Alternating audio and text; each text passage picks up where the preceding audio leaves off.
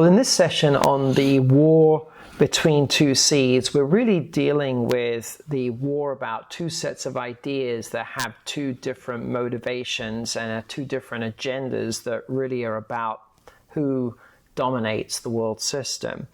And I want to talk about how maybe things have changed from when you originally recorded this session 25 years or so ago. In one sense, the ideas have shifted. We see a whole different set of circumstances as well 25 years later.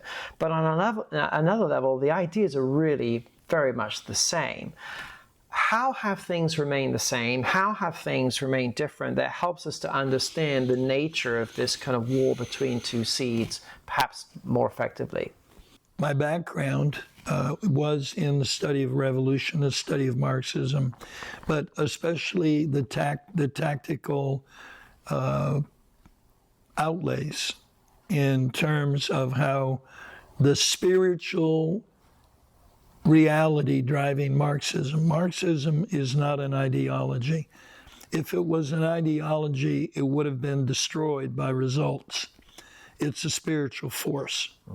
And you can't seriously talk about the war between two seeds unless and until you're ready to understand we're not fighting against rationality and we're not fighting against results.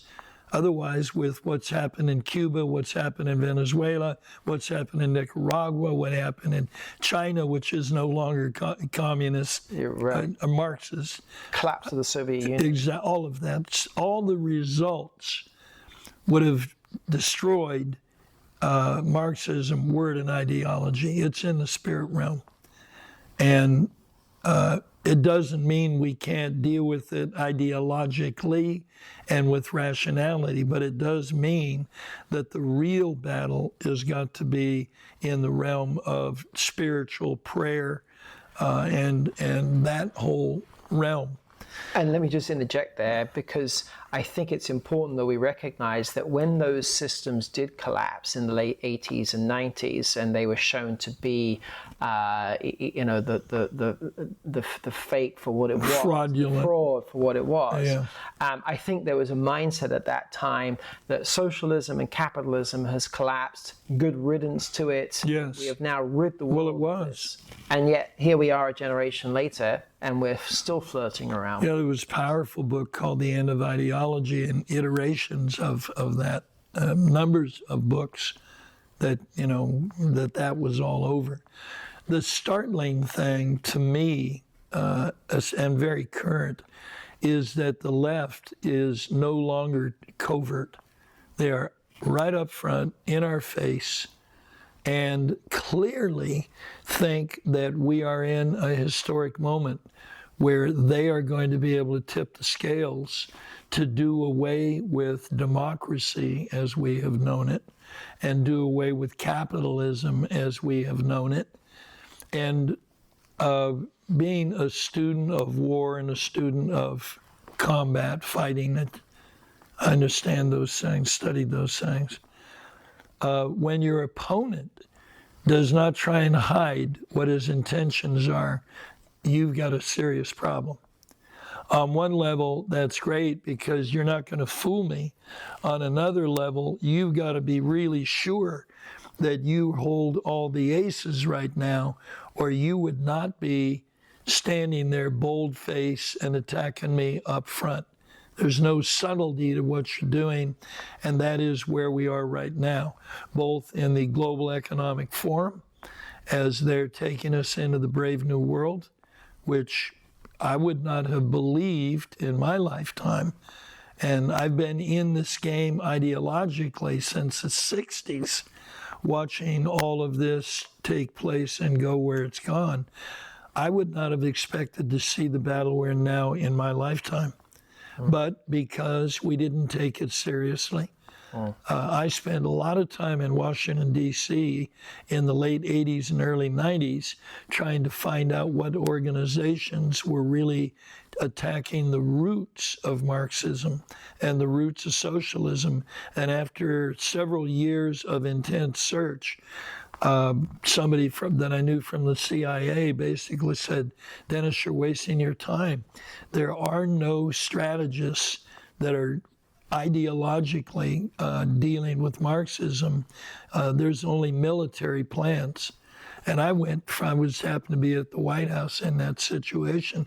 I'll never forget, I went back to my hotel room and cried deeply when I realized we really are as stupid as our opponents say we are. And now we're living in the situation, and COVID having accelerated the process of condensing political, economic power into less and less people. And the implications of that are, in a macro sense, you're destroying choice. Yeah. Because choice, and we're back to choice and reciprocity, choice is the gift that God has given those he's created. We all have a choice and make choices based on what is in our heart. Do I want truth, or do I want to be right? Yeah. I'm insecure and I need to be right, or do I want truth? So now we're playing a hardball game where we've made many really stupid economic decisions. We're destroying the family unit, which is the centering point of civilization. And all the stuff we could be talking about here, we could go back to everybody and say, what was your parental environment? I had a family, by God's grace, and I know God used that greatly, that talked about political affairs all the time. Mom and Dad were engaged in the reality of ideology and Churchill and history and all that stuff. I was raised around that. I would not be able to do what I do now if I did not have that background with my parents, because it affected my major at the university. It affected everything. So what I'm saying is, gay marriage, and on one level, it's not my business who you sleep with, and I'm not uptight about it, but to the degree that it undercuts the family unit, now I got an issue. And the destruction of the family unit on a micro level is now exploding on a macro level. The destruction of the training units in civilization, i.e. the families, and Marx went right after the family right from the beginning.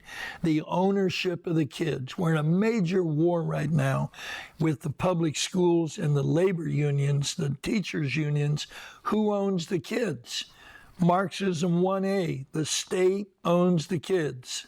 If the state owns the kids and controls the education of the kids, what do we think is going to be the net result of that in the broader culture? And that is where we are now, and we were nowhere near that when I was recording this in the middle of a rainstorm of biblical proportions, which I remember back in, would have been 1992, and then a revised version with some of it in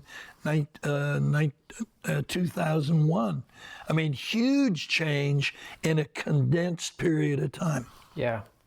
And I think one of the problems that we're facing now that we weren't earlier is that the reason perhaps why there is such a boldness is because as a culture we really don't care how irrational it is, because we're appealing to people's hearts. Doesn't matter whether it's irrational or not. We're appealing to people's hearts, and their heart is that we can fix our problems by a social order that is controlled by the state. By the ones so much smarter than us poor Neanderthals. Absolutely. Yeah. So do away with the rationalization of recognizing that history tells that this is a bad idea. And so as a result, we're able to be so much more bolder about accepting the agenda. And now we are like lemmings running to the cliff. So that's why we have this school, among other things. That's right. Yeah. And we expect everybody that engages to make a difference. That's right. And we focus on the hard issues as well as the intellectual issues, and seeking to bring an alignment of those two things together so we can deal with the problem much more effectively. Amen. I'll take up the offering.